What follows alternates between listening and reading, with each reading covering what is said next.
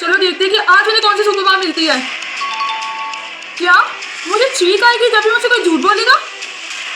बेटा, मैं बाहर जा रही हूँ अपने दोस्तों से मिलने, थोड़ी देर तक वापस आ जाऊंगी।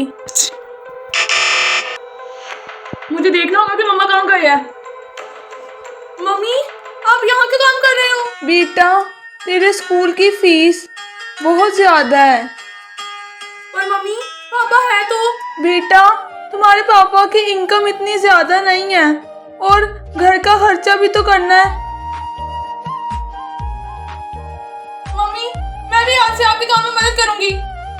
नहीं नहीं बेटा, तू जा, घर जाकर पढ़ाई कर। कल दिन तू हमारा नाम रोशन करेगी, वो हमें ज्यादा अच्छा लगेगा।